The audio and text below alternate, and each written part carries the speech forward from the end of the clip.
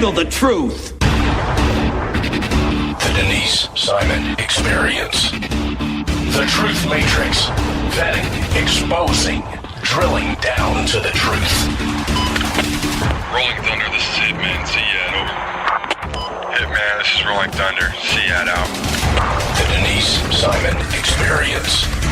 Exposing politics, lies, demagoguery, spin, fraud. Grid to suppress. Mike Charlie, 4 tree 5, 9er 2-1. Grid to mark. Mike Charlie, 4-7 tree 9er, 8-9er, out.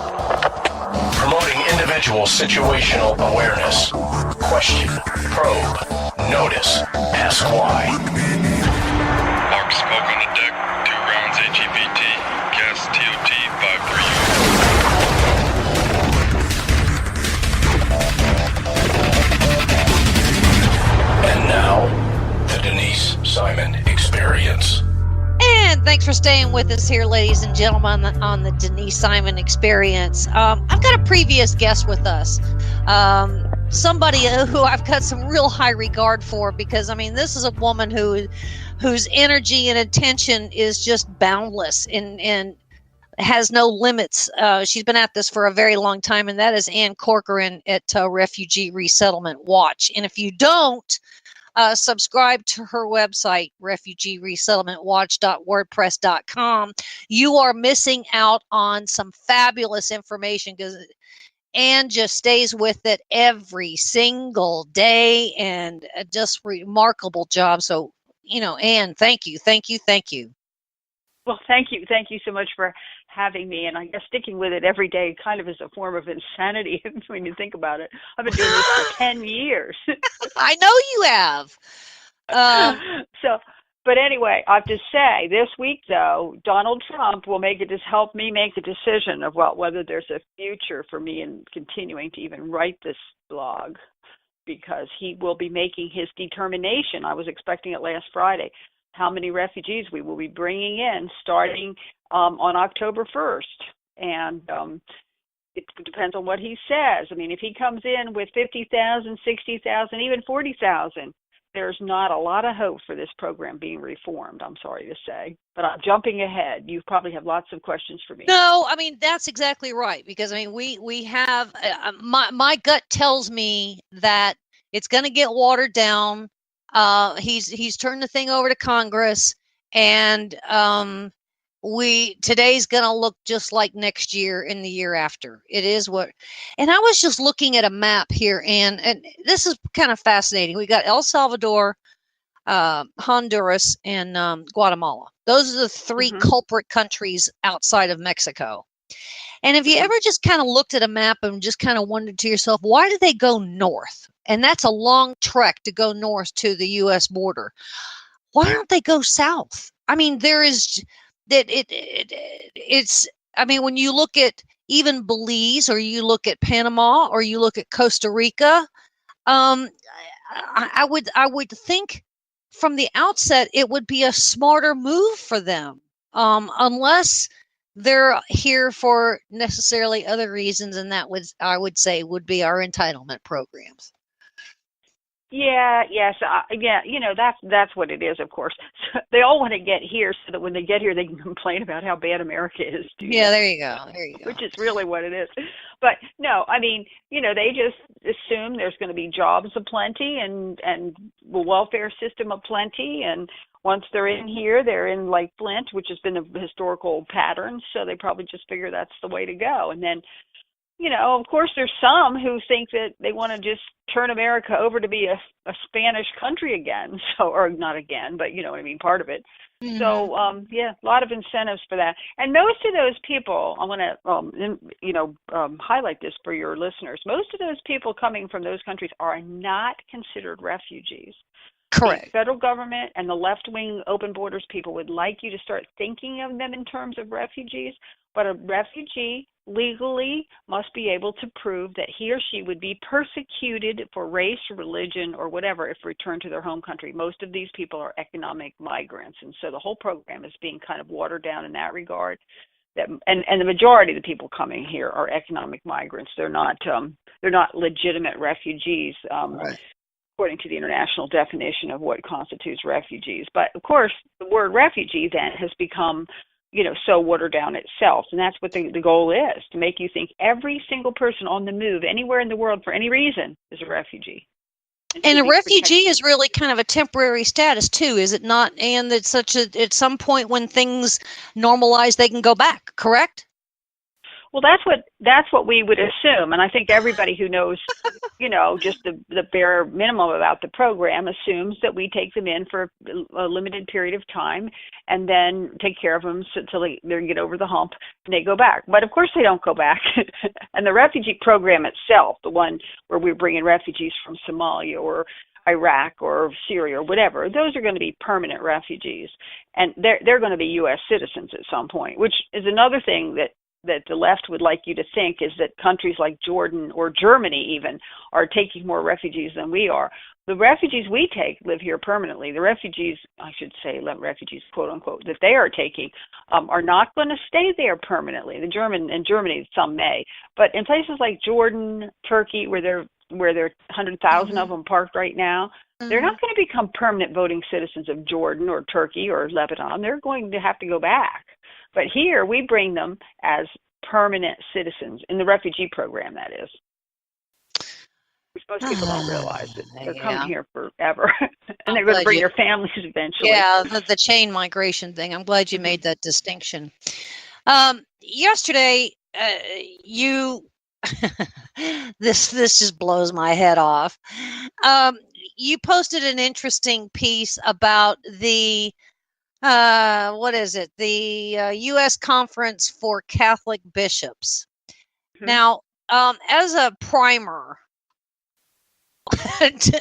do the Catholic bishops have to have an official conference? I mean, how many bishops do we have? And I guess the second part of that question is, are they a nonprofit? Well, I don't know how many bishops we have. I really don't know the answer to that. But the U.S. Conference of Catholic Bishops is, well, here's the kicker. It's a nonprofit organization, but it doesn't have to, as a standalone, it does not have to file a Form 990 because it claims it's a church. Churches don't have to file. Form 990 is the IRS document that you could look at, like some charity, like say you want to look up Salvation Army and how much money they had.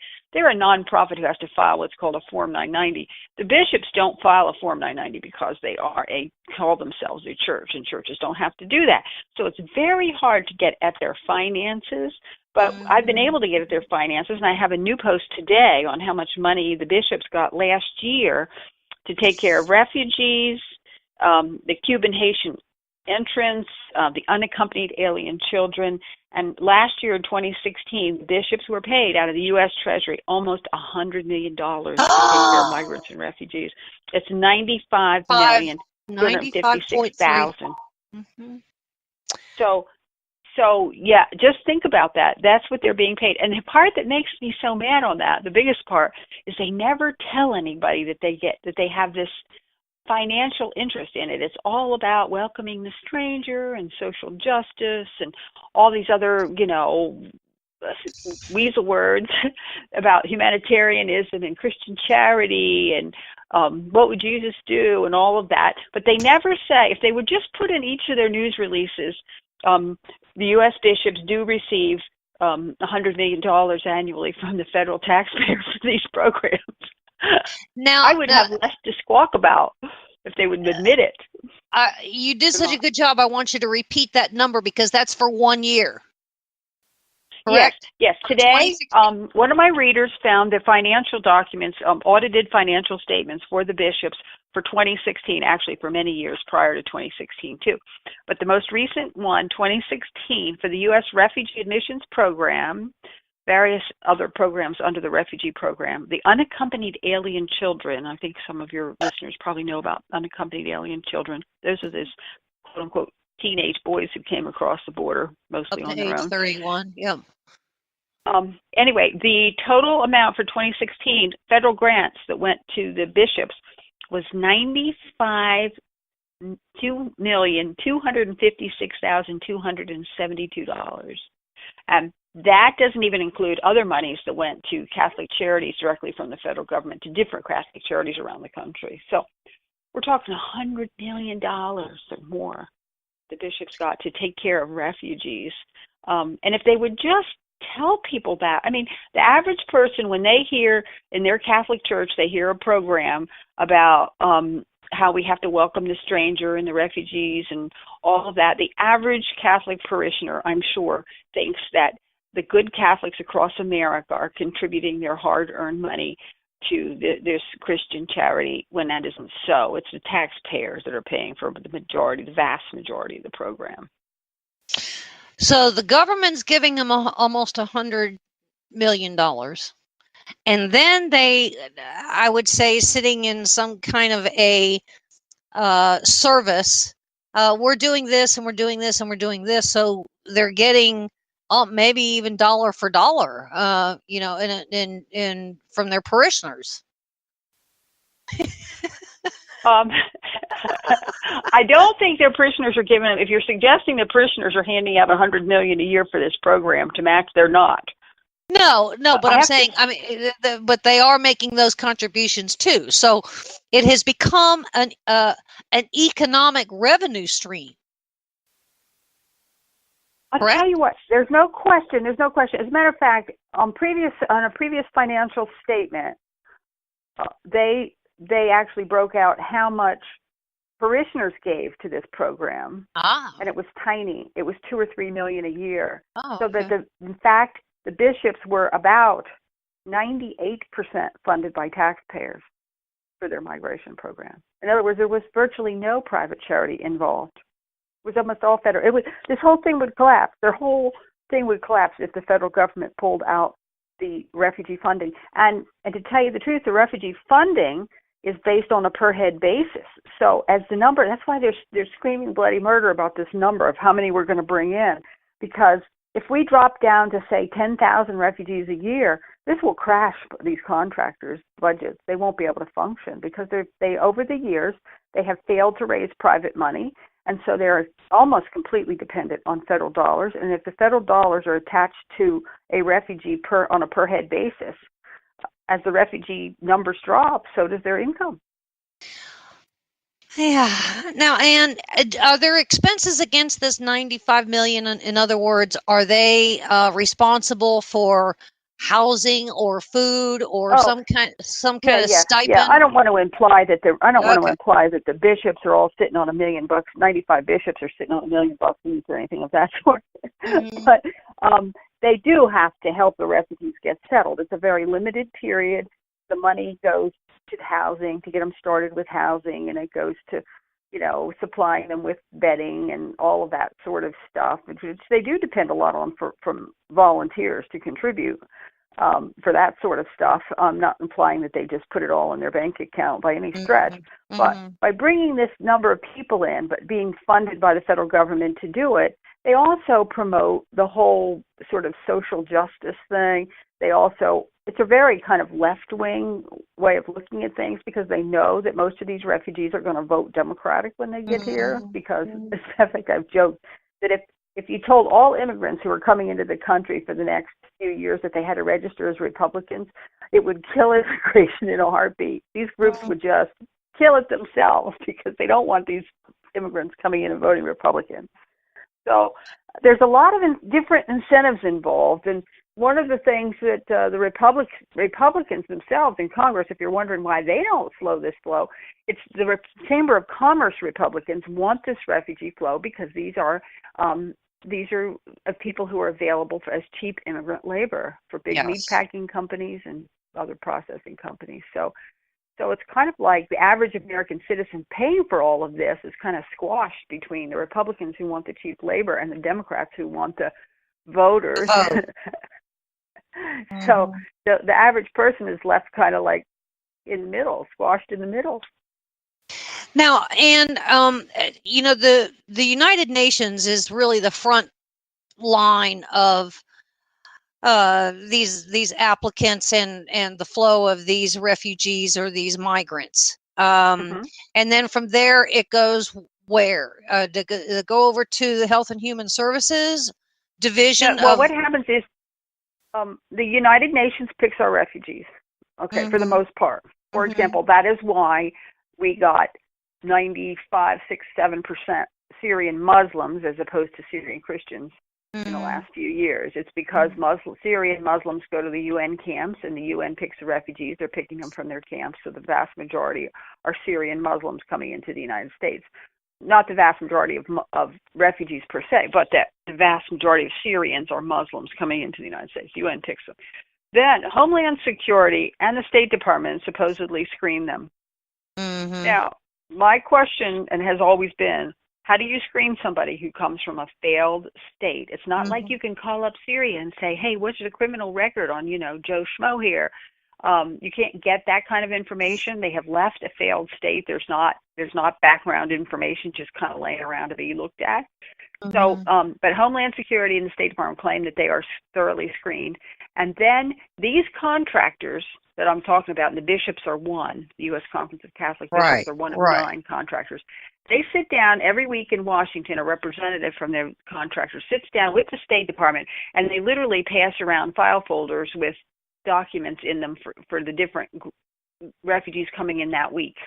And they basically just kind of pass them out on okay, well, I'll take this Syrian family over here, and another group says, well, I'll take that Somali group over there because we got a bunch of Somalis already in my town, so I'll take this Somali group over there, and you'll take this, and let's take these, people from the DR Congo and put them in, some other city that's got a ton of blacks because they're black, and we need to put the people from the DR Congo with the other blacks, which is just insane. I got to tell you, American blacks and African blacks are not the same, and they often have conflicts when they put them in the same communities because they don't think the same. It's not a skin color issue. It's a cultural issue.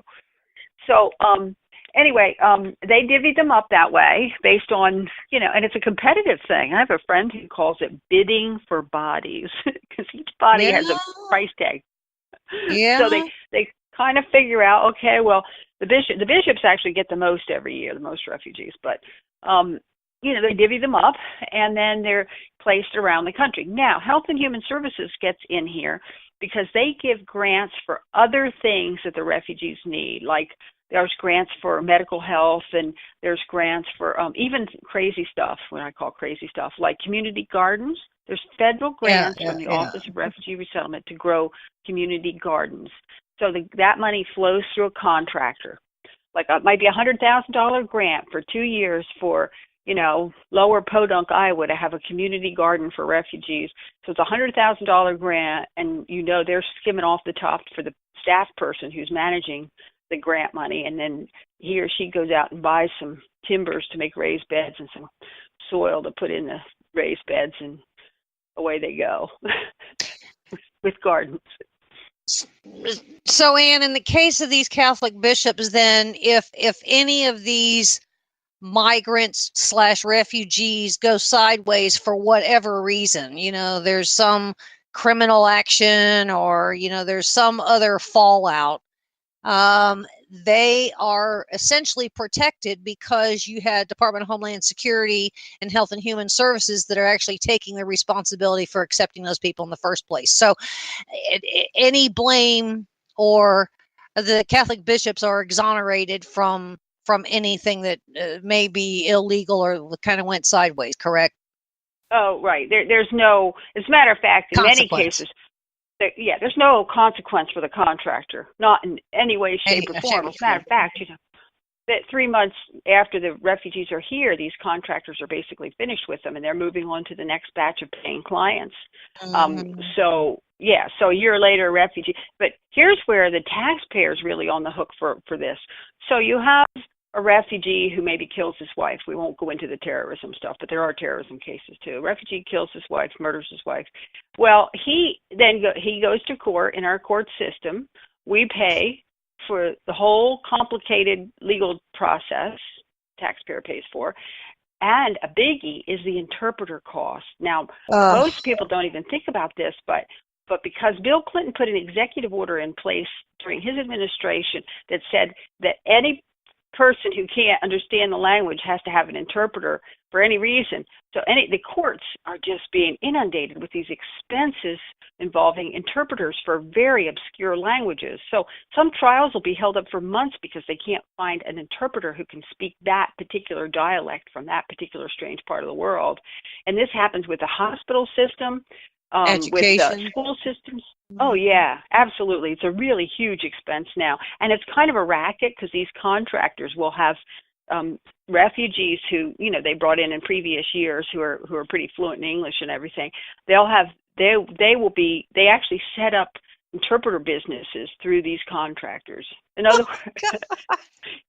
words, you're in a city, you can call up the local Catholic Charities and see if you can find an interpreter that's on their staff.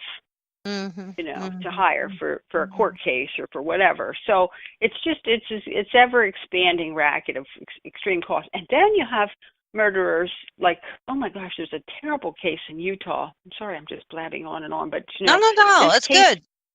This case in Utah is so horrible. I try to bring it up every chance I get. Burmese Muslim refugee brought into the country and placed in a housing complex with Burmese Christian refugees, which would never have happened in Burma itself or in Thailand where they were in camps. In Thailand where they were in camps, they kept the Muslims separate from the Christians because they know they've been centuries of hating each other, okay? So, but and I think it was Catholic Charities actually in Salt Lake City but I can't, because nobody stood up and, said it was my refugee, but a Burmese man raped and murdered a little 9-year-old Burmese I remember Christian there was girl. There was a lot of controversy on that last year. It went on for months. Years. The case went on for years before they even got him to trial. Well, he's going to spend the rest of his life, a 20-some-year-old, spend the rest of his life in a prison in Utah at the expense of the taxpayer. Now, what good did he do America? It turned out he was, he had some mental problems. They knew he had mental problems in the camp. So even if you dismiss the sort of the Muslim-Christian conflicts that have gone on forever, this guy had a mental problem, and people knew it in the camp. So why was he here? What about screening for mental illness? Yeah. Hello, United Nations, and hello, the State Department, and hello, Health and Human Services. Right. Oh. So anyway, the biggie is what Donald Trump is going to decide any day now. I was expecting it last Friday, as I said. He determines, the president under the Refugee Act of 1980 determines in advance of the fiscal year, which starts October 1, how many refugees will come in and from what regions of the world they will come. And so I'm sitting here on pins and needles checking my computer all day to see as Donald Trump made his decision, because to me, it's going to be the defining moment for me on Donald Trump's presidency, to tell you the truth. Well, look, we have some kind of a quota. We've obviously gone over that quota, the annual quota, correct? Well, here's what happened. And this is how disingenuous the media is. Obama set the quota. We shouldn't even call it a quota, because the quota implies that we try to reach that number. It's a ceiling. We just can't go over the number. Yeah. So Obama set the ceiling for the year we're in right now, fiscal year 17, at 110,000. He never set a ceiling that high in all the other years of his. As a matter of fact, he had 2 years where he brought in 56,000. Okay, but because he set the ceiling at 110 as he was literally walking out the door. Okay, everybody in the media says, oh, Obama wanted to bring in 110. This bad old Trump comes in there and reduces the ceiling to 50,000, which is what Trump did. And the Supreme Court confirmed that he could reduce the ceiling, but then they got involved and they started writing refugee law, but that's getting into the weeds too much. But the point I'm making, we are now at 52,000. So this is the first time that we've actually gone over the ceiling. But I suppose one could argue, well, at least it's not the 110 that Obama wanted. But they couldn't even handle 110. That was Obama just sort of sticking it to the man as he walked out the door. To the next administration. Exactly right. And if it had been Hillary, she'd have probably brought the 110, whether they could manage 110,000 or not. But you see what I mean? But for Trump, it left him looking like the meanie for cutting it. So he's going to end up bringing in around 53 by the end of this month, 53,000. And Obama had 2 years at like 56, 57,000. in 2 of his years. So it's like we're not that far off, and we can't really sort of praise Trump for really cutting the numbers. But on the other hand, you can't really call him some, meanie. Bush had 2 years in the 20,000s because after 9/11. So Trump is, doubled that. So anyway, it's going to be interesting to see because here's my push, Trump should suspend the program for this year. I agree. He should say, we have homeless people in Texas now, we have homeless people in Florida now, and we are going to have homeless people in our territory, Puerto Rico after Maria. Yes, Puerto Rico. So we have enough poor people in America that are going to need shelter. Get first priority. Yes. Yes. America first, right? That's right. Ladies and gentlemen, Ann Corcoran, please go visit refugeeresettlementwatch.wordpress.com. Remarkable work. And I mean, she's been at this 10 years, if not longer. I mean, every single day. And thank you for sharing all of this and kind of putting things in context for us. Please come back and come back, and we hope that things can change here a little bit. But thank you so much, and ladies and gentlemen, thank you for being with us here on the Denise Simon Experience.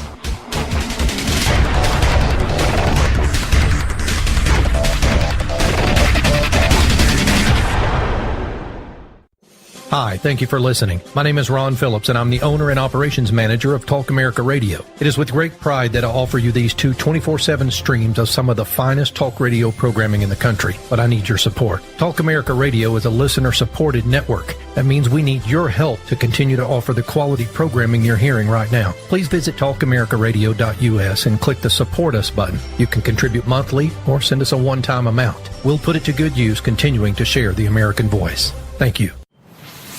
Hi, this is Michelle Malkin from CRTV.com, and you're listening to Talk America Radio, the new dominant force in conservative talk radio.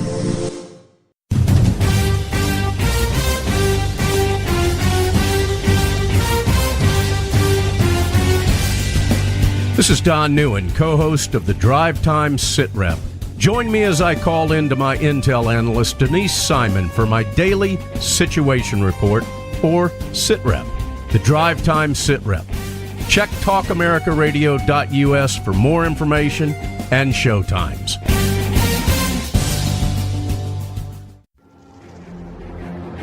Let me talk to you, black people. When you vote for blacks and put them in office under the banner of the Democrat Party, please explain to me what black people get as a result. This was not a nap that we have been taking. We are in a coma. You know what the interesting thing about pensions is? That's today's money given to people who ain't doing nothing for you today. Get off that black Democrat tit that they've been sucking on. Your country is being stolen from you, and the promise is being stolen from your children, and they're telling you it's all right while the rest of the world is trying to lap us. Well, why are we doing so poorly? 2 words: teachers' unions. Are you kidding me?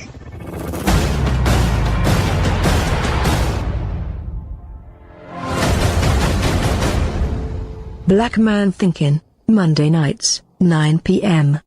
Hi, it's Mark Walters from Armed American Radio. You know, for nearly a decade, I've been educating, informing, and entertaining responsibly armed Americans. And during that time together, we've shared some ups and downs, haven't we? Trump's election saved our Supreme Court and no doubt the future of our gun rights for now. But now is not the time to lay down. The enemies of freedom are well-funded and more determined than ever. To keep up with the state of your gun rights, make sure to tune in to Armed American Radio right here on Talk America Radio, the new dominant voice in conservative talk radio. KTA Digital Dallas. Talk America Radio. Simulcasting on WDDQ, Talk 92.1, Adel, Valdosta, Georgia. And WJHC, Talk 107.5, Jasper, Florida.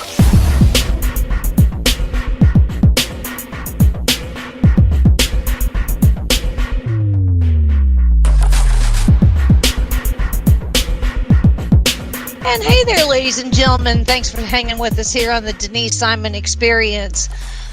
We have our flagship digital network, which is talkamericaradio.us. And our terrestrial flagship is WDDQ Talk 92.1, serving South Georgia, North Florida. And we're proud to be a part of all of those that have picked up the Denise Simon experience and keep us along for the ride. I have Mr. Mark Will Weber with us. And I'm not sure that I have done a radio program on alcohol. We talked about the Civil War on the Denise Simon experience, but putting an alcohol bent to the whole thing is an unusual experience for me.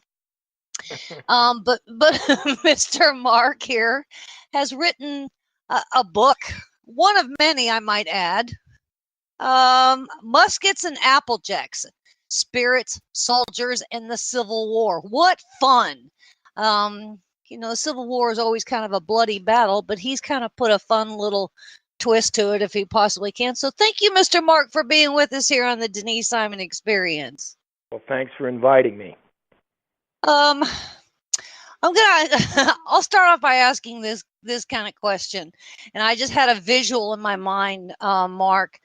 There just seems to be something about two adversaries, the North and the South, and I'm not quite sure one would shoot the other if the other was drunk. Would you? I mean, I can't imagine somebody shooting the other guy because he's just, drunk.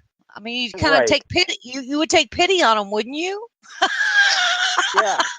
Not only that, if you want to riff off that theme, a lot of times you'll see this where a guy's badly wounded and a soldier from the other army will actually give him a hit of whiskey or Applejack from his canteen to alleviate the pain.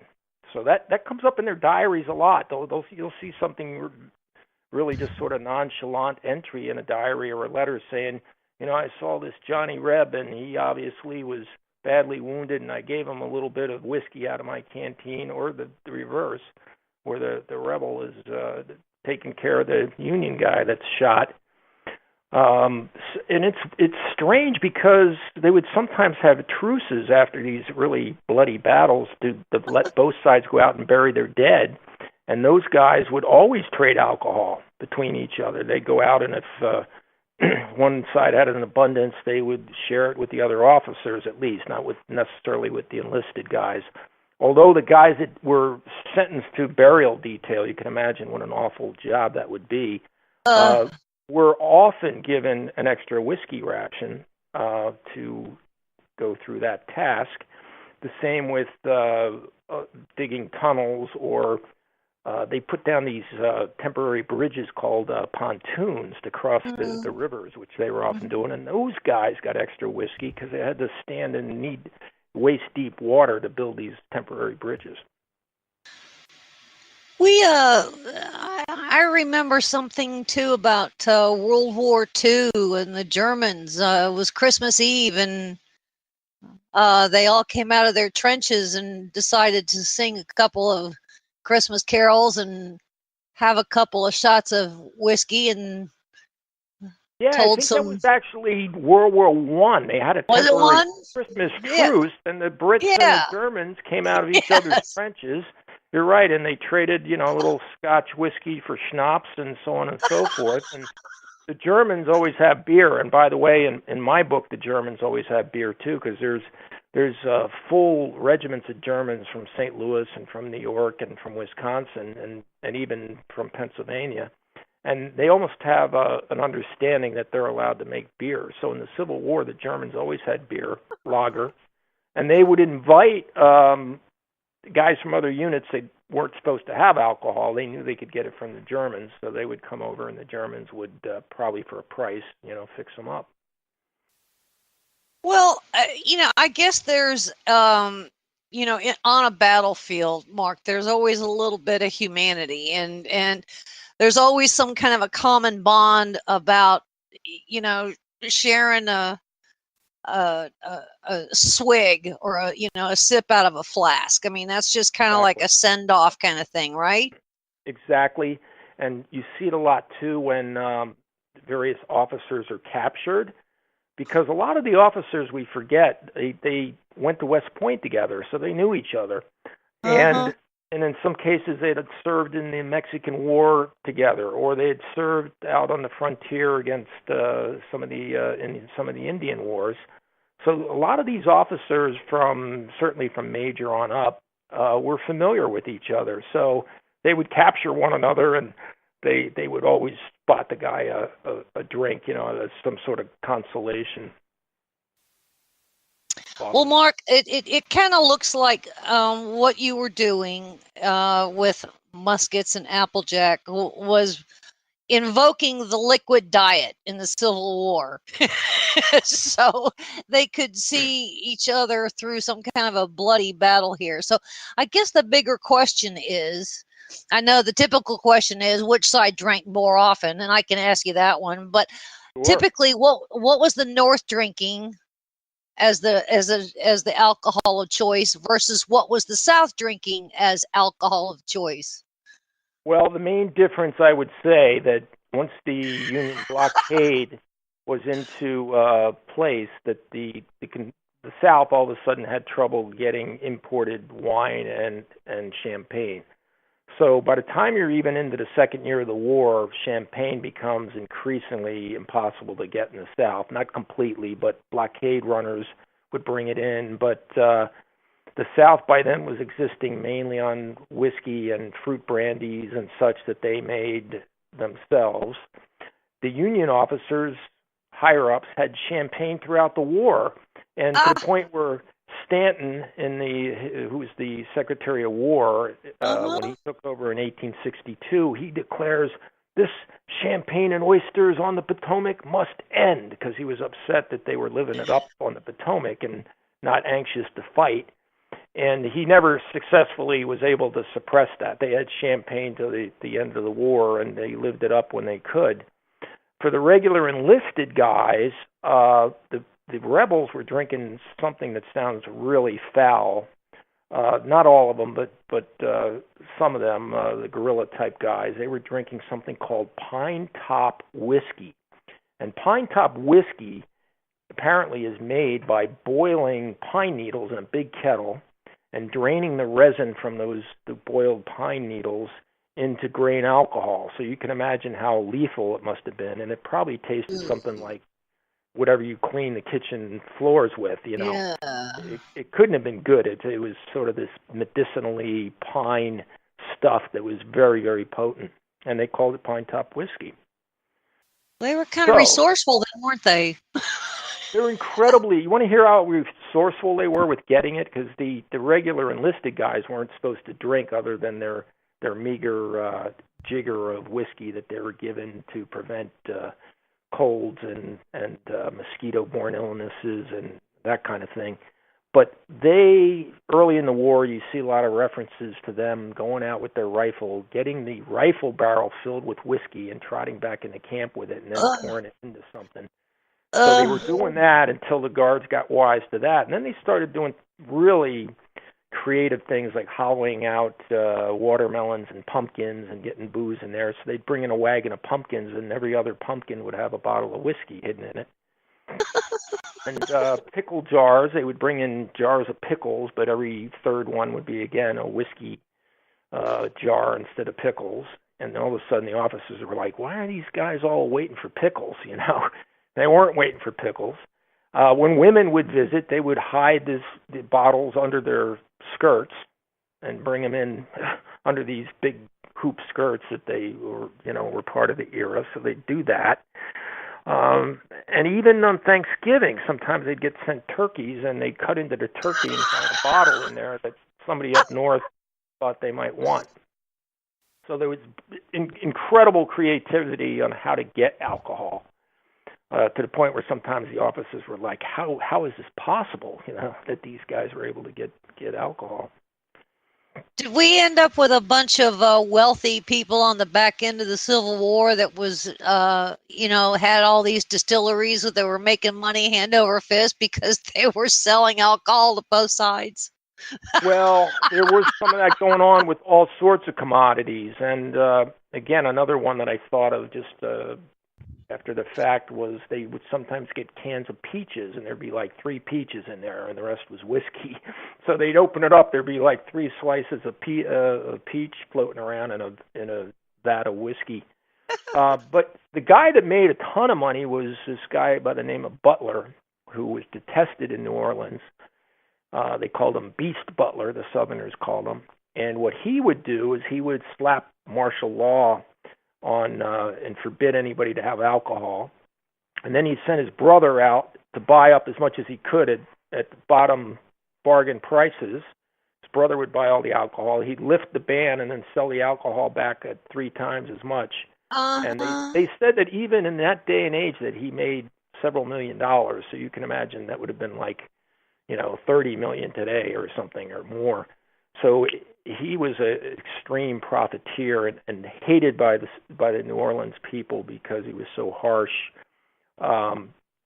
He would hang guys if they were out of line, that kind of thing. So he was a detestable character, and even the Northerners didn't care for him that much. So we've got some clever entrepreneurs here. Mark, I imagine that you took a lot of time going through some diaries and some letters, and you must have had, I don't know, I have a vision, Mark, that you were kind of sitting around on, nights and weekends with a bunch of people reading through some of these and talking about some of these stories that they would enter into their diaries or their journals or send letters back home. Some of them had to be a hoot.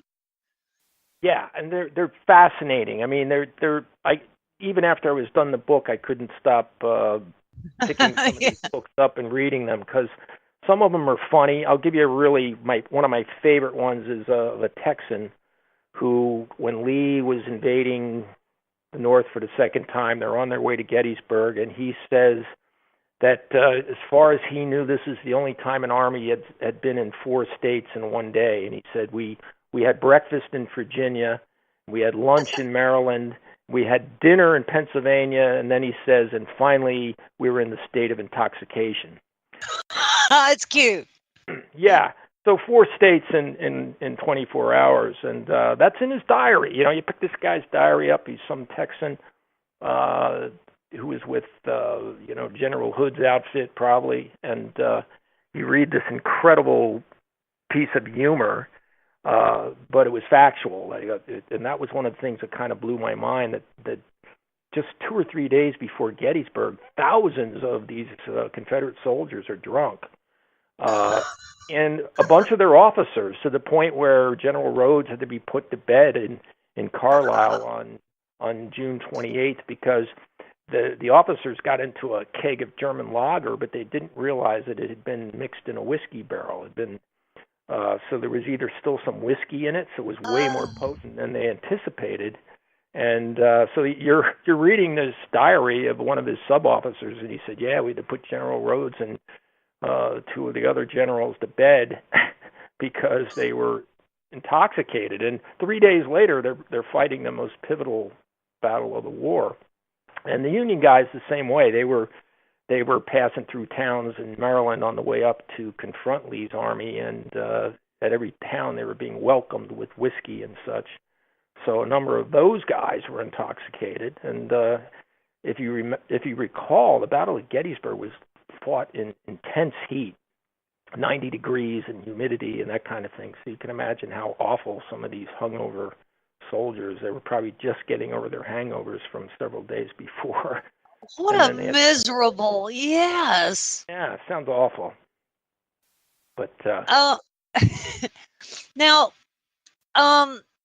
some of them just didn't drink at all, or at least they said that. And then some of them would actually lie to their families, and especially the wives, and some of them had reputations that stayed with them forever and ever and ever. And you kind of carry some of that through in some of these particular stories in the book. Absolutely. And it's people might be surprised to find out that some of the biggest names in the Confederacy were very temperate. It's not to say they never drank. They would drink a toast at a dinner or something like that. But among those guys were General Lee, Lee hardly drank at all. He often used the excuse that his younger officers deserved to have it more than he wanted it. Stonewall Jackson didn't drink hardly at all because he was the devout Presbyterian. And even when he got wounded and they were going to cut his arm off, he didn't want to drink any whiskey, and his surgeon was sort of insistent that he needed something to take the edge off before they removed his arm. And Jeb Stuart, same way, very religious, and when he was wounded, didn't want to take whiskey, and the surgeon had to almost, insist that he take it to numb the pain. They also, I should say, they sometimes would mix opium into... Yeah, I read some of that. Yeah, so that was called laudlum, and it would sometimes be 40% alcohol with a little, it was like stirring in Nestle's Quick or something, right? So put opium in there. And, a number of those guys, unfortunately, came back addicted to opium and alcohol. And, in fact, they called the opium addiction, sometimes was called the soldier's disease, because so many of the veterans came back. But if you were going to lose a limb, you pretty much needed something that powerful. There were saloons really everywhere, too. We tend to forget those things. I mean, towns were, it wasn't really a town unless it had a saloon. And so... Exactly. Almost like in Ireland, they have to have their pub. Yeah.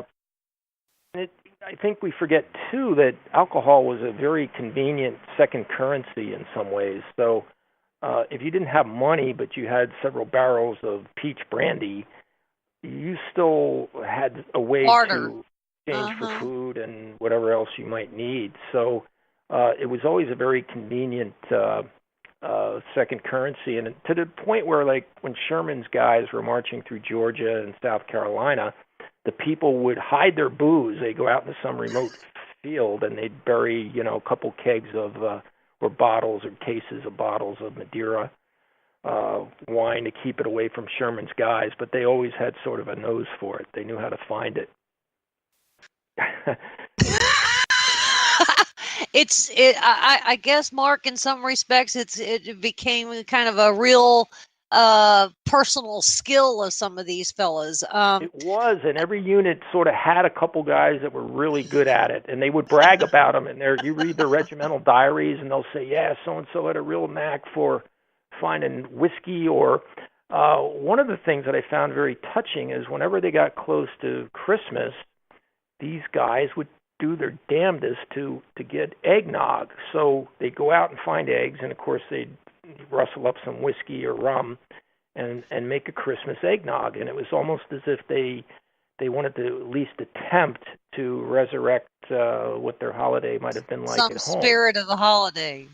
And so, yeah, when you read their diaries around Christmas time, they often are saying stuff like, "Oh, the price of eggs is so dear, we had to pool our money so we could have Christmas eggnog," or they were lamenting the fact that they couldn't get eggs or they couldn't get whiskey to make the eggnog. So it's really touching. You think these poor guys, even in prison, when they're captured, they're still trying to get a little eggnog together for Christmas. Where did you find, Mark, these letters and these diaries? I mean, are you hitting up museums? Are you looking at the National Archives? It's amazing how many of them are actually published in book form, and some really great ones. I mean, the most famous one and of course Ken Burns uses it a lot on his documentary on the Civil War, is Mary Chesnut's diary. So I used a lot of entries from Mary Chesnut. I was using ones about alcohol, which Ken didn't use, so it was different material. But she has some really funny things to say about alcohol, and really clever stuff about what it's like to be a woman during the Civil War. And so I was intrigued by her stuff. I think it was some of the stronger entries in the book.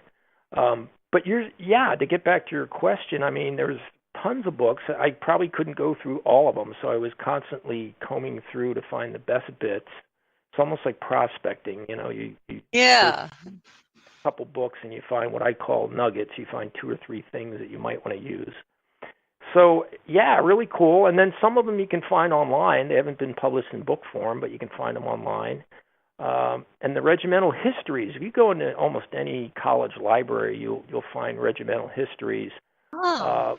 And some of them are really dull. They don't talk about alcohol or anything. And then others are very open about what they did with alcohol. They're funny. And so I could tell within a couple minutes which ones are worth going through and which ones were going to have some interesting bits in it, which ones were just about what battle was fought and who got wounded and that kind of thing. So on the eve of the Lincoln assassination, I'm guessing it was true that all of our suspects here were actually in a saloon, I would say, several nights before that kind of led up to this thing. And then after, he was assassinated, some of them just about to go down. Some of them just bailed out and were they even sober? I mean, was John Wilkes Booth really even sober? Well, that's one of the ironies, of course. Lincoln was probably our most temperate president. He didn't drink at all, very little, occasionally some near beer, which is like 2%. But alcohol played a big role in his death. And what happened, as you said, John Wilkes Booth, to get his courage up, went over to the saloon across from Ford's Theater and popped down some whiskey. And as he hustled out between acts of the play, Lincoln's bodyguard, a guy by the name of Parker, comes in to drink a tankard of beer in between acts. So when Booth goes up to shoot Lincoln, there's nobody sitting outside his booth to prevent him going in and shooting the president. Where had Parker been at his post instead of drinking a tankard of beer, Lincoln might have lived through the attempt. Just kind of fascinating with all this twist. It's kind of like when Sherman marching through Atlanta. I mean, he allowed his guys to drink up, bend the elbow because it was a celebration, right? Yeah, and unfortunately, once they got alcohol, their tendency to loot and to burn definitely increased. So there's definitely alcohol, for all its humorous respites in the war, plays a role in atrocities or things that you might consider atrocities. And on both sides, when the rebels burnt Chambersburg, Pennsylvania, it was the same deal. They were drunk, and they would go into somebody's house and say, listen, you pay us X amount of greenbacks or gold coins or we're going to have to burn your house. And so there was sort of this ransoming of houses. But Chambersburg, being a little town, doesn't get the recognition of burning Atlanta and burning Columbia, South Carolina. Yeah. I told this great story to somebody the other day. There was this friend of mine whose niece and nephew from North Carolina. He was showing them around New York, and they had a great day, Broadway and Fifth Avenue and the Empire State Building. And all of a sudden at the Central Park, they stopped dead, and he could tell they were upset about something. They were pointing. And here they were pointing to Sherman's statue, which is on Central Park South, and it's a beautiful equestrian statue, but they were horrified. It was like seeing, Herman Goering or something. So I tell that story when people talk about the monuments, and the monuments, just depending on which side you're on, can cut both ways. So, obviously, Sherman's statue, how long would that last in Georgia or South Carolina? It wouldn't have the life of a snowball. Well, what fun talking with you, Mark. Ladies and gentlemen, Mark Will Weber, and his book is Muskets and Applejacks. The Spirits. Denise, you were great. I love talking to you. You're very enthusiastic, and I hope you weathered a storm down there. Thank you. Good luck with this book. It was a fun twist on a piece of history, and so, happy that you could be with us. Thank you, and I have a bit about Pensacola, Florida in there early in the book, too, so you should enjoy that. All right, good deal. Thanks, Mark, and ladies and gentlemen, there's more coming your way, so stay with us.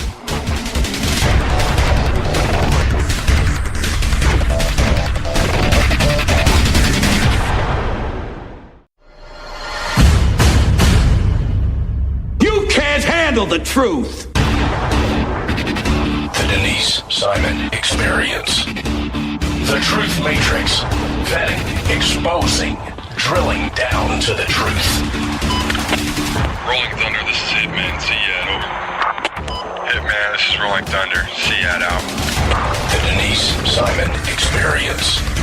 Exposing politics, lies, demagoguery, spin, fraud. Grid to suppress, Mike Charlie, 4 tree 5, 9er 2-1. Grid to mark, Mike Charlie, 4-7 tree 9er, 8-9er, out. Promoting individual situational awareness. Question, probe, notice, ask why. Mark smoke on the deck, 2 rounds AGPT, gas TOT 5-3.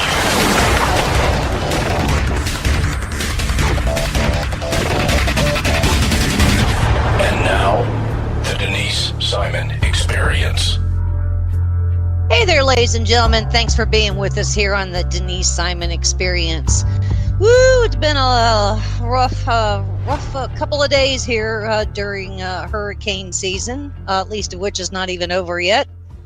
But I've got the distinct pleasure of having a previous guest with us, and that's Patrick Dunleavy, who is a senior fellow at the Investigative Project on Terrorism. He's the former Deputy Inspector General for the New York Department of Corrections. And he's the author of The Fertile Soil of Jihad. And the topic is the recent attacks here that Europe just experienced, of which Patrick just penned a little article over there at the Investigative Project on Terrorism. So, Patrick, thanks for being with us again on the Denise Simon Experience. Oh, my pleasure, Denise. Thanks for having me. Look,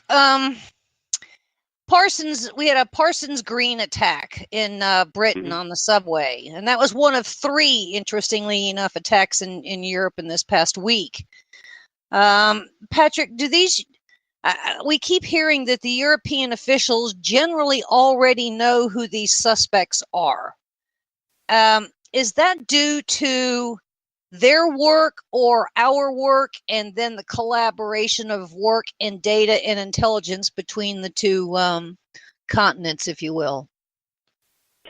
Well, I think it's a combination of both. One of the things that I wrote about in the article was the concept of terror watch lists, or watch lists that are compiled by different countries, and how that kind of works in. And a lot of times when they say the subject was previously known to authorities, it may be from a cooperation and information exchange between the UK and the United States or the European partners, or it can come from their own simple list that they have. Right now in the UK, I think they have more than 20,000 individuals on their watch list. And 3,000 open cases. So I think the alarming thing about that term, previously known to authorities, is I think when the average citizen, whether it's in the European Union or in the United States, hears that, they're like, what happened? Why is it if you knew something that we weren't able to stop it? We look at the Orlando nightclub shooting with Omar Mateen, previously known to authorities. One of the guys in the Garland, Texas shooting, Elton Simpson, he was also known. The Boston Bomber brothers, the Sarno brothers, were previously known. So those kind of things, I think, are more alarming to the average citizen when he hears it than comforting to know that you have a watch list. I mean, what good is a list? Yeah. And I hate to use this example because my wife, if she hears it, will really get upset. But sometimes my wife makes a grocery list and then goes out shopping and forgets the list. And so she'll have to call me and say, what was on the list? And I think, that's kind of a simplistic example. But if we have a list, what good is it? Is it too complex? Does it contain too much information? Is it missing information? Is it at all useful? And I think that's the thing. One of my former colleagues, Mitch Silber, who was the former New York City Police Department counterterrorism director, he made a remark with respect to just the overwhelming caseload that someone like the UK would have, with 20,000 individuals on a list, 3,000 open cases, MI5, Scotland Yard. That's a tremendous workload, besides all the other areas that they're responsible are. So what do? Just add a name to a list. So we need to, as Mitch suggested, you're going to need more detectives, more investigators, more analysts. You're going to need more staff if you're going to match up with the caseload, with the numbers. France, where two of the other attacks took place, again, they weren't as sophisticated as the London underground bombing. They were just one individual with a knife attacked a French soldier, yelling Allah Akbar. And then in a small suburb outside of, I think it was the Burgundy area of France, two women were attacked by an individual with a hammer, shouting Allah Akbar. Again, the primitive use of weapons, sometimes it's a bomb. This particular one in the subway didn't really detonate properly. But a hammer, a knife, we've seen cars, trucks, vehicles like that. France having, I think, 16 or 18,500 names on it. How many open cases did they have? We've seen that before when we saw the Charlie Hebdo attacks, when we saw the Brussels airport and train attacks. Again, individuals known to authorities. But if you have this tremendous list with all these names, where do you get the resources to go after them? Well, Patrick, there's got to be some criteria for a name to be entered onto a list in the first place. So they met some threshold, and therein lies, I think, the starting point for Europe, at least. Now, here in the United States, we have 14,000 FBI agents, and we think that they are only exclusively working terrorism, which is hardly the case. In fact, I get emails in batches every single day from cases that the FBI works, and a lot of them don't even have anything to do with terrorism. In fact, most of them have to do with sex trafficking and narcotics. So I'm guessing, Patrick, that there's a resource problem. In other words, the volume is already outnumbering the resources. Is that right? Well, yeah. I mean, if you talk about the United States terrorism watch list, it's kind of broken into different components. It has what's known as the Terrorist Identities Data Mark Environment, or TIDE. That contains over 1,000,005 names. Now, only 16,000 of those individuals on the 1,000,005 are actually citizens or permanent residents, but that's a tremendous load. But then you also have other databases, and again, the criteria for the information to get in there: is there duplication? Is there error? Mm-hmm. But 16,000. I mean, do you have someone just sitting at a computer? Mm-hmm. How does the interaction of that information work? One of the things I talked about in the article too was that we still don't have 100% cooperation between all federal, state, local law enforcement agencies. They're not 100% cooperation because there's still mistrust, some age-old turf wars that are going on. And so there's sometimes names missing off the list. For instance, the FBI has a case management system known as Sentinel. And in that goes case files, investigative reports, interviews. So say someone calls up and says, hey, I think my cousin or my next door neighbor or somebody is becoming radicalized. Well, they may call up to the local police department. The police department may respond to it, or they may flip it to the local FBI agent's office in their area. Now an interview is done. Then they go and interview the individual, and maybe there is some information, maybe there is some leanings, but there's nothing really of a crime there.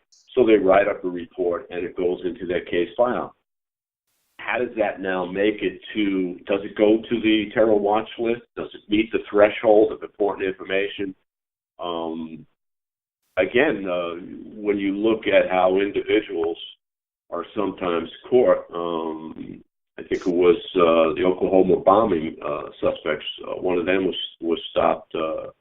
Timothy McVeigh was stopped on a traffic incident. Mm-hmm. Mm-hmm. So that type of information is important. But again, if you have too much, if the list is not readily available and doesn't filter down to the local then it just becomes another list that, like I said, with a grocery list, you leave at home and then you're trying to figure out what were you supposed to pick up. Or having access to it altogether. Then we have the no-fly. Yeah. Then we have the no-fly list. Mm-hmm. Then we have a sanctions list. I mean, so and clearly different agencies have ownership and access, and not everybody has the same. At least of which you mentioned are the fusion centers. So, and so we have our own intelligence bureaucracy here when it comes to access of database, which I would argue Europe does too. Between MI6 and the local law enforcement and Scotland Yard and, the European court system and the European crime list. And so right. There has to be an evaluation made of the name on the list as to what is the priority on that particular name. Does this particular name reach the threshold where we have to take a case, conduct surveillance, whether it's electronic surveillance, whether it's an actual boots on the ground watching an individual? Those decisions are made, and sometimes they're good. We have to be perfect 100%. The terrorist only has to, one mistake, and we see what happens.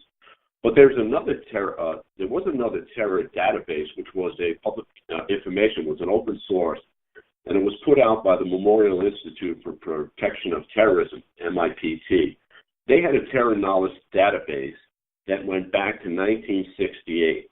They compiled a list of terrorist events that had taken place from the 60s all the way through to 9/11, individuals like the Baader-Meinhof gang or the Red Brigade or the Weather Underground, Palestinian Islamic Jihad.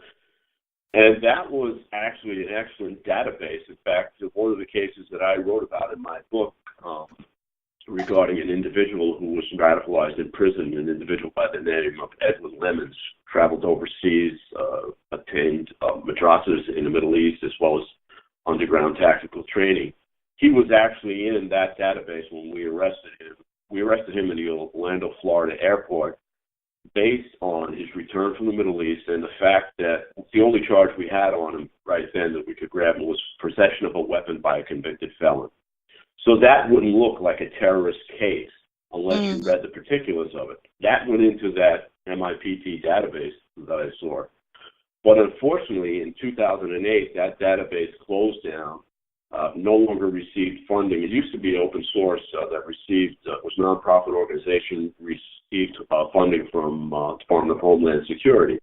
A lot of its information then went to the RAND organization, but it was no longer public access. So what happened to Eddie Lemons? Well, a couple of years ago, after Eddie got out of prison, he joined a Muslim chaplain organization in Virginia, and the Virginia Department of Corrections actually hired him to be a chaplain. Oh, I remember in the prison. But that's a case of a name that either slipped off the list or whoever was doing the background in allowing Edward back into government facilities did not have access to the information. So that's just an example of where, a name on the list either disappears or the list is not available to everyone. And by everyone, I mean every important component of our criminal justice system, as well as our intelligence and counterterrorism agencies. So I think what I'm hearing from you, Patrick, is that there's actually some unofficial scoring that necessarily goes on. In other words, you have to prioritize these names. Absolutely. And so, you may have a list of 36,000, but interestingly enough, you only have the resources to work the top 200. When in fact you could have some really nasty incubation situations going on in some other number or some other percentage of that 36,000. So sure. We're prioritizing. We're prioritizing terror. and again, as the mistakes are made, like the three subjects that I mentioned in the United States, the Omar Mateen in Orlando, the Zarnoff brothers in Boston, Elton Simpson in Garland, Texas. those are individuals that were at one time looked at, one time seen in terms of radicalization, but again, they didn't get to the threshold, or they were, dropped off, or there was more important issues that came up. Yeah, so that happens. Yeah. So as a consequence, because we know that we've got limited resources and that we've got numbers that are out to numbers of cases or numbers of people on a database that are clearly far and above the number of case workers or case agents that can do them. So it looks like we have, I guess, concluded that the best thing to do in order to reduce those numbers in the databases is have these de-radicalization programs, which I would argue, I don't know who designed them. I don't know how much money they're throwing at it, but it doesn't appear that even de-radicalization programs, or in the United States, what is it, countering violent extremism, has any value yet. I mean, is that true, and is that a measurable program of success? Actually, it's right now it's not, and in fact, even the term de-radicalization, when people hear it, they think of like delicing. What are we actually doing to the individual? So just to bring that into perspective, when we talk about we have all these people on the watch list and we're not able to watch them all, there always is at least one of these following components that we've seen when there's a terror attack. There's either been a problem of an immigrant, an immigration, an individual not properly vetted or somehow seeking refugee status. You look at some of the most terrorist cases that just took place, or there was someone previously known on a watch list, or it was someone who was previously radicalized, either in prison or some other place, and we never had a program in place that actually monitored them or put available to them. Again, if someone is a terrorist, if they're a radical Islamic terrorist, how are you going to de-radicalize them? If you capture them, you're going to put them in alternatives to violence. It's not like a substance abuse program.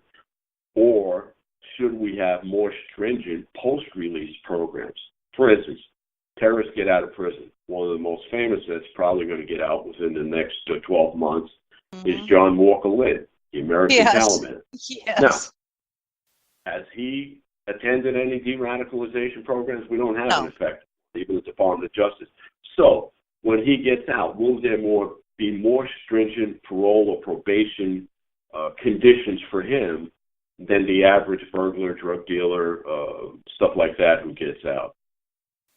Clearly, we have to have that, because I think the worst thing that can happen, and this goes into even releasing individuals from Guantanamo, the worst thing to have is to have to face that same individual on the battlefield again, whether it's a cop having to face him, whether it's someone from Guantanamo who goes back to fighting in Afghanistan or Syria. That's the worst thing that can happen. So we have to stop. Maybe de-radicalization is a wrong term. Maybe what we really need is counter-radicalization. The same elements where cyber cafes or websites, maybe we have to counter them, interrupt them, put out a different message than what's being said. It's not our job to change someone's religious beliefs. True enough. But in the case of, say, John Walker Lynn, he has shown no interest in being de-radicalized. He has, I would argue, been just as faithful to the cause as he ever was when he was first captured in the Pink House in Afghanistan, right? Yeah. I mean, he actually filed a lawsuit against the Bureau of Prisons. When he was in custody, he was in a special unit. They controlled who visited him, who he could phone with, what other inmates he could meet with. And he filed a lawsuit saying that he wanted to get out and meet with other Muslim inmates 5 times a day. And the Bureau of Prisons says, that's crazy. He goes, well, I have to pray. They said, well, you could pray in your cell.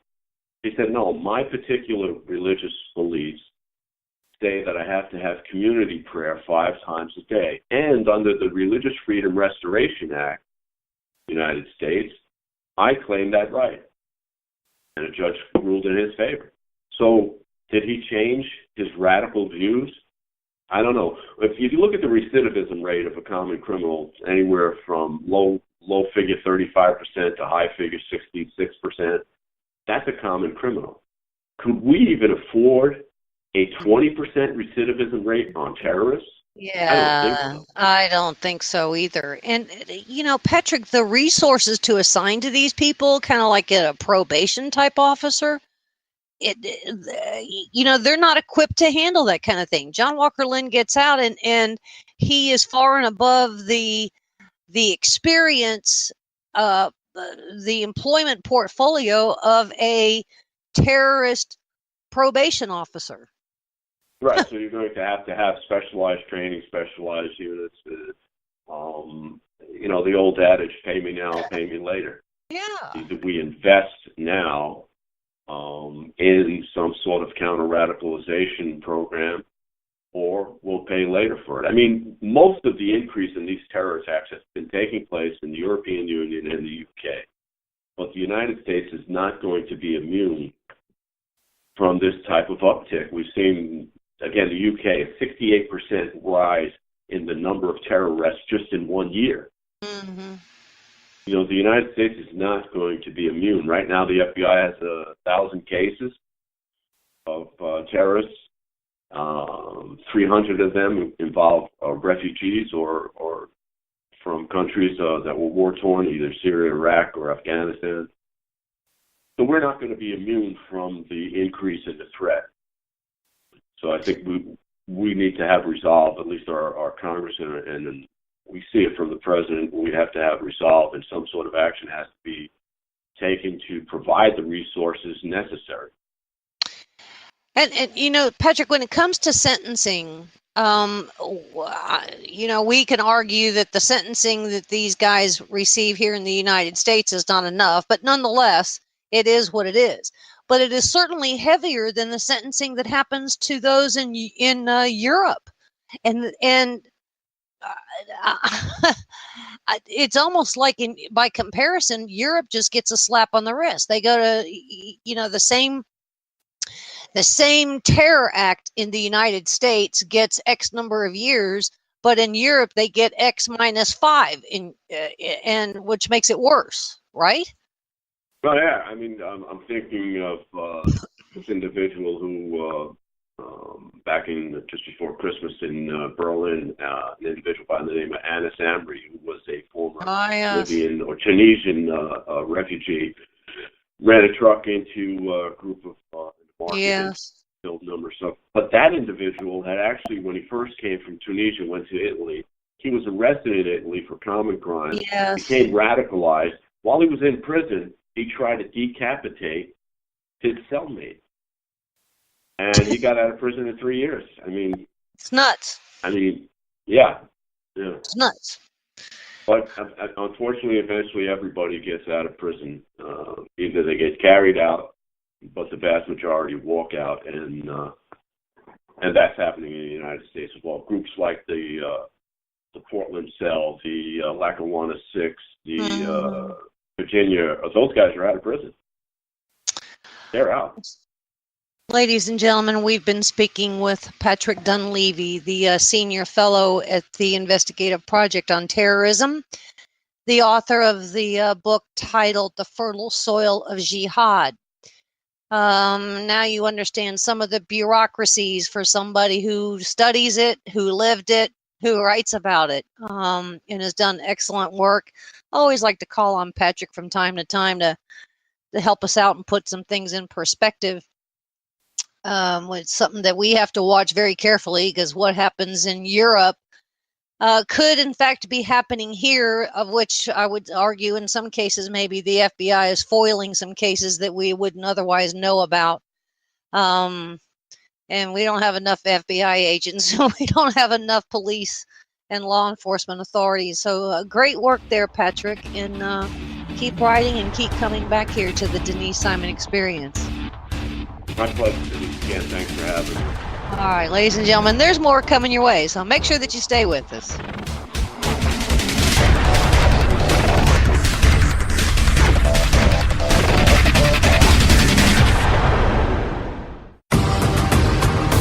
Hi, this is Donna Fiducia. And Don Newen from Cowboy Logic Radio. Ladies and gentlemen, if you don't go to sleep every night completely fatigued from trying to restore America from the destruction that is taking place, Then you're simply not doing enough. Join us every Tuesday night, 9 p.m. Eastern, for Cowboy Logic Radio. let the restoration begin.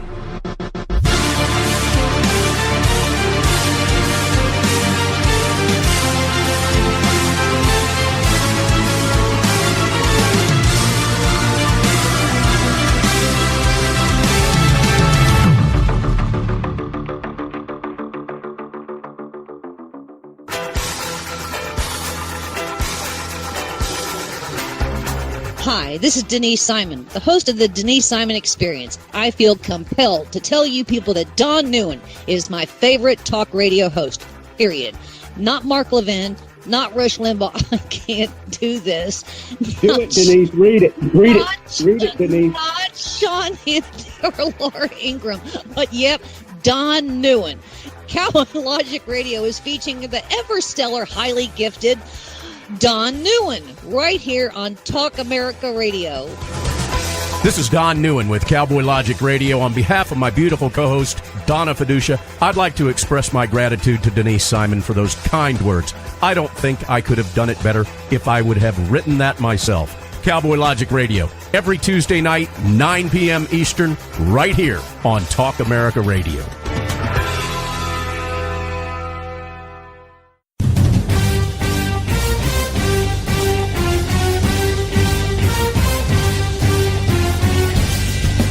This is Don Newen, co-host of the Drive Time Sit Rep. Join me as I call in to my Intel analyst, Denise Simon, for my daily situation report, or Sit Rep, the Drive Time Sit Rep. Check talkamericaradio.us for more information and show times. KTA Digital Dallas. Talk America Radio. Simulcasting on WDDQ, Talk 92.1, Adel, Valdosta, Georgia, and WJHC, Talk 107.5, Jasper, Florida.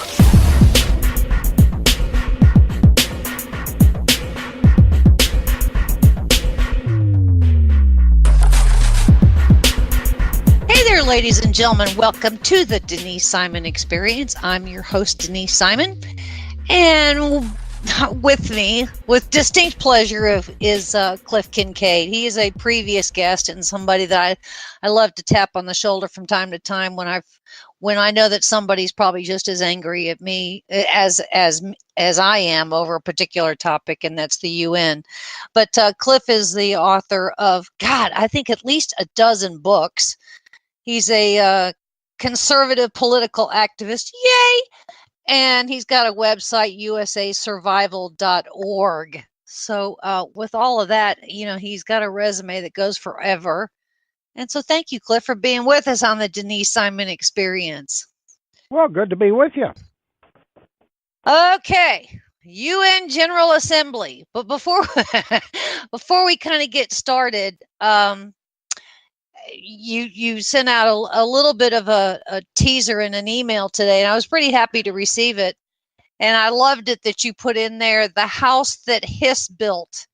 And so in that, would you please tell the listening audience who Alger Hiss was 50 plus years ago because of his work in San Francisco? Alger Hiss was really the first acting Secretary General of the United Nations. At the time, of course, he was a top State Department employee. Turned out he was also a Soviet spy. He was actually convicted of perjury for denying he was a Soviet spy. That's why we call the UN the house that Hiss built. Uh-huh. And as a matter of fact, some of my earliest books back in the 80s were on the UN. I wrote one called Global Bondage, the UN Plan to Rule the World. And then the follow-up was Global Taxes for World Government. And I tell you, I've been griping about the UN for a long time, but I think now, unfortunately, thanks to Donald Trump, who I expected differently from, The UN is on the road to world government. People have to start reading these UN resolutions, reading these hard-to-find documents to understand exactly what the future holds. And once again, as I've seen probably 12 times over the years, they are trying to expand and increase the power of the UN through what they call UN reform. But Cliff, the UN didn't even start off. I heard Trump today. He said something like, "Go back to its original core mission." Well, I don't even know what that is anymore, or what it was supposed to be, and what it ended up being. And I'm not sure that he does either. And I would argue that even you going back to the 80s and writing about it, you were predicting all of this. I was, at the time when I started writing these books, they would ridicule me saying, I was seeing black helicopters and making up things and fantasizing and engaging in conspiracies. But what I'd done, Denise, was during the 80s and 90s, I actually went to several UN conferences, one in Monterrey, Mexico, several at the UN in New York. I went into their own library. I looked at their documents. And lo and behold, they had openly stated they were in favor of world government. And they've been working for years and years now to come up with a global tax scheme. Because until now, they've been dependent on what are called voluntary contributions from member states. And they don't like that. They want to have an independent source of revenue, just like any government. And by the way, when you think about a government, what do you think of? You think of a legislative body, a court system, a police or an army, and then you think of an independent source of taxation. And that's really what the UN needs. They've got over 100,000 peacekeepers. They've got their legislative body called the General Assembly. They've got various international courts. They've got an International Court of Justice, an International Criminal Court, various ad hoc tribunals. They just don't have that independent source of revenue. So that's where they're struggling now, and I'm afraid that may be done under the cover of so-called UN reform. Now, they don't call it global taxation. That would just be too threatening. So, and this is what I find, they've been using this phrase for years. They call it an innovative source of revenue. This is, Denise, it's extraordinary to see this happen, especially under this president, because as you know, Trump had campaigned against the UN, said it didn't solve anything, made problems worse. His Office of Management and Budget proposed cuts in the UN budget, but there he was in New York today, and he's going to give a speech talking about the noble goals of the UN. Noble goals. It was always intended to be a communist front organization. Yes. So the only difference is now it's become a front for global Islam. About a third of the members now are members of the Organization of the Islamic Conference, which is, and that includes, by the way, not only Muslim countries, but it also includes countries with a lot of Muslims, such as Russia. Russia is not a member, but an observer, and of course, various Palestinian terrorist groups. Look, the United Nations is really a hub for spies, and I would argue it's probably the largest hub for spies in the world, where Geneva, Switzerland's probably its sister hub. And so, and so when all of these spies and all of these diplomats that are operating undercover get free parking in New York, there's a lot of nastiness that's going on, and you can walk into the UN building and very rarely even find anybody, because what are they doing? They're all commiserating with some nasty people out there in rogue countries, aren't they? Well, that plus, a lot of people don't realize the UN actually has a spiritual or religious element to it. And during one of my trips to the UN many years ago, I actually went into something inside the UN called the UN Meditation Room. I actually have pictures of it. It's extraordinary. You can look it up. You'll probably find my picture of myself in the UN Meditation Room. Has a bunch of strange lights, has a big block of black granite there. And UN officials, believe it or not, actually go into this room to meditate. And according to some experts, meditate and come into being with a planetary or global consciousness. This is how they see it. I'm not kidding. And there's I've documented all of this over the years. But here's the key thing. Trump's up there saying, "Well, we've got to make it more efficient." Let me turn the tables on you, Denise. What do you think is and I'm going to send out a newsletter about this tomorrow. What do you think is the best managed program up at the United Nations today? Ooh, the best managed program. Well, they've got a lot of divisions over there, so I wouldn't call it human rights. That's probably one of the worst. Let me give you a hint. All right, go. If you were a UN employee, what would you want to be best managed for your future? Probably a pension. There you go.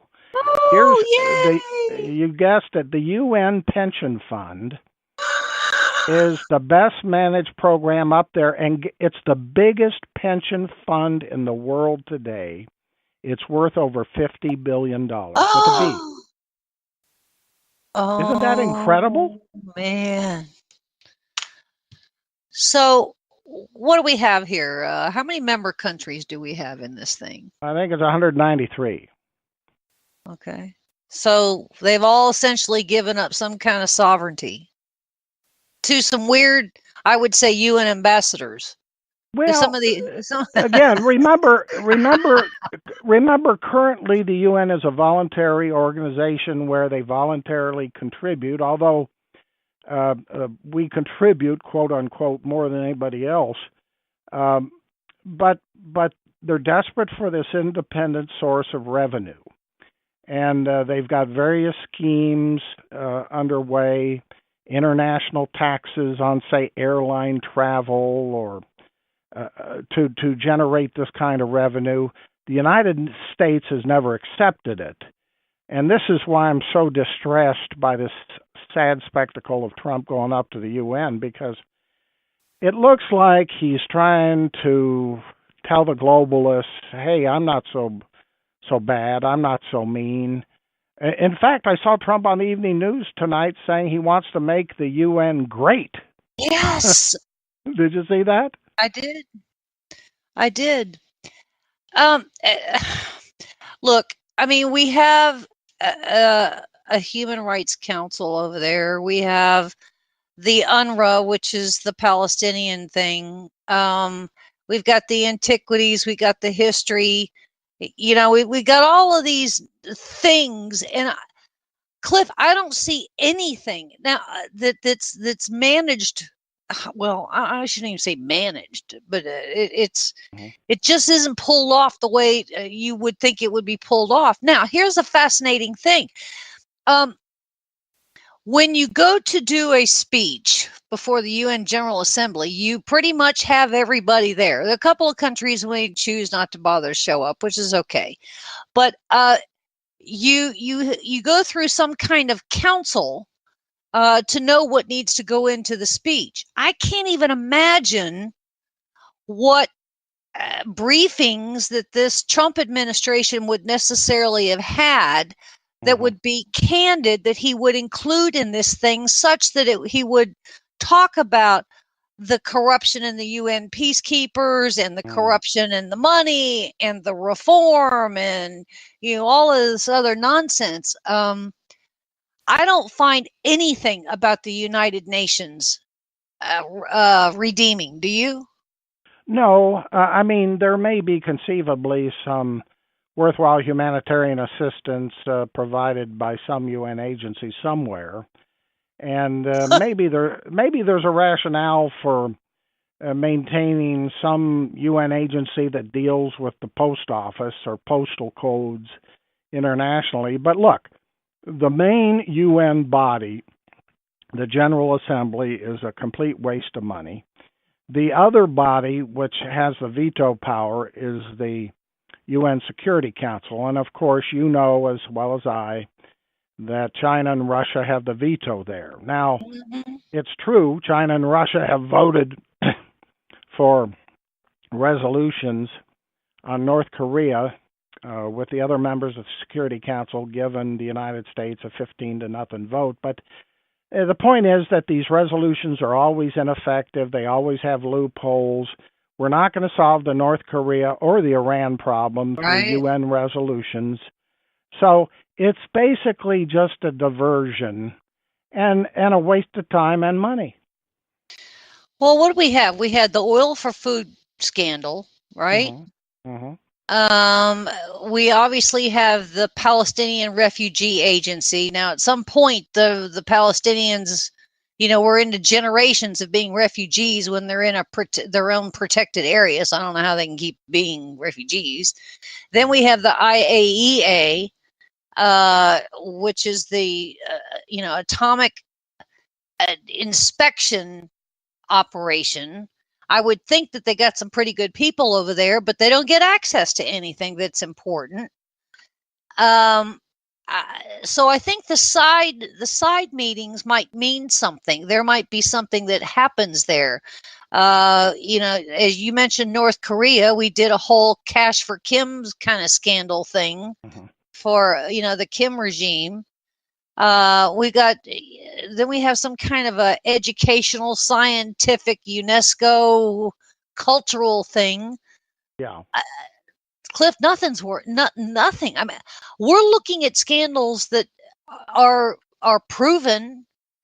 They've been written about. I'm looking at one here that goes back to 2015. 2012. And so we're going into 6 years. So in 6 years, we haven't reformed anything. So Trump's going to walk in there and reform with this new Gutierrez secretary guy. Yeah, and by the way, Guterres, the new UN Secretary General, is from Portugal. Yeah. He's a former president of the Socialist International. So he's one of the globalists who are part of these building blocks for the New World Order. I mean, you survey the international scene, it's quite extraordinary. You've got Guterres, you've got Pope Francis, who of course is a big UN booster.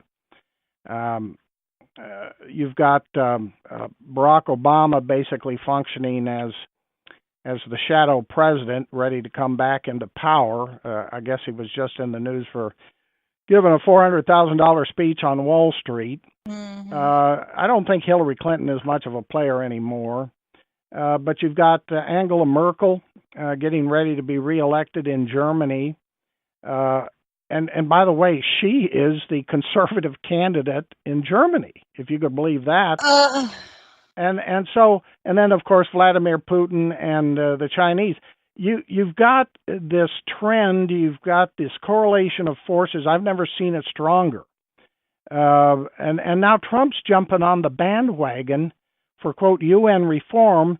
And by that, by the way, they just mean centralizing more power in the hands of this socialist UN Secretary General. So Trump's been a big disappointment here. I'm not ready to give up totally on his administration, but this has been a very, very sad development. There's a lot of things. It's hard, Cliff, to listen for what is not being said because it's not being said. But I would say some interesting reports have come to the UN on Syria. So I got to give them some praise there and the chemical weapons applications. But they don't talk about Sudan. They don't talk about Nigeria. They don't talk about Mexico. They don't talk about Afghanistan. They don't talk about Korea. They're not talking about the Philippines. They're not talking about an awful lot of hot spots. And nobody is ever brought to trial, are they? Well, not for the corruption at the UN, but that's another dangerous development. You know, the International Criminal Court, not officially part of the UN, but sponsored by the UN, is underway. Conceivably, at one time, the ICC could prosecute individual Americans. You know, another book I wrote about the UN many, many years ago, which still concerns me, was on the then case of Michael New. It was called Michael New, Mercenary or American Soldier. He was a U.S. Army soldier who basically was forced into the UN Army, ordered to deploy to Macedonia for some UN mission. He said no. He said he wouldn't do it. He said, I signed up for the green team, meaning the Army, not the blue team, meaning the UN. The UN. He was prosecuted and discharged out of the Army for bad conduct. And I don't have the latest figures now, but I'm sure there's probably some percentage of U.S. Army and other soldiers today who have been deployed on UN missions in violation of their sacred oath. I don't disagree with that. You know, there's a lot of things that they're called blue sheets, and there's a lot of things that go through the United Nations, and I would say they get some pretty good reporting there, how they, you know, because of the people that are wherever they are. But I mean, you've got drug trafficking, you've got firearms, you've got, you know, fraudulent, you know, medicines and prescription drugs, you've got HIV, you got human trafficking, you've got migrant smuggling, you've got organized crime, money laundering, you've got maritime piracy kind of stuff, you've got wildlife, you've got forest crime. I mean, you can't expect an organization with 192, 193 countries to even begin to successfully tackle one or maybe two of any of those items of corruption, either in the government sector or in the private sector. So, I mean, begin to reform the United Nations, I mean, it's something that needed to be reformed 10 years ago, 15 years ago, 20 years ago. We're not making any headway. I would argue that it's just as bad today as it ever was with more money. Of course, but look, as I say, some of my first books were written on the UN problem. They've been talking about UN reform for decades. Mm-hmm. That's why seeing Trump go up there and repeat this nonsense is so disheartening. And people, especially those who are Trump voters, who are part of Trump's base, have to get through to his people, including Nikki Haley, our UN ambassador, and tell him that we don't want any more money funneled to the UN. We want to pull back. If they can't get out of the UN completely all at once, start withdrawing from various UN agencies, one by one. Yeah. That's the plan. That's what we have to do. And I don't have it in front of me, but I know there are a couple bills in Congress to withdraw the U.S. from the UN. I can remember back in the 80s, I participated in a conference on that very subject with then Representative Ron Paul. He was always a stalwart on this, get out of the UN. And so we have to get back to that rallying cry. Trump cannot take his voters for granted when he campaigned on how bad the UN was, how it didn't solve any problems but just contributed to them. And it's wrong for him to go to the UN and honor the UN and to talk as if this socialist Secretary General is going to somehow clean the place up. He's not. Well, he's been there, a year? I think, well, not quite a year. And I haven't seen anything proposed. Even if you went to any kind of proposals from the last couple of years, dust them off and see what's been addressed. And I don't see anything. Even under the Obama administration with Susan Rice and/or Samantha Power didn't get us anywhere either. It's kind of like they just roll with the punches. I think Nikki Haley is doing a decent job given, the assignment that she has, but she's kind of working, against a tide here that I can see. The tide is globalism. She can look. She can say some of the right things. She can attack the UN for ostracizing Israel, and she can talk about how the UN has blown this or bungled that, and that's all good rhetoric. But we shouldn't have to pay for it. Okay, if you want to keep the U.S. ambassador to the UN for a while, maybe keep the seat on the UN Security Council.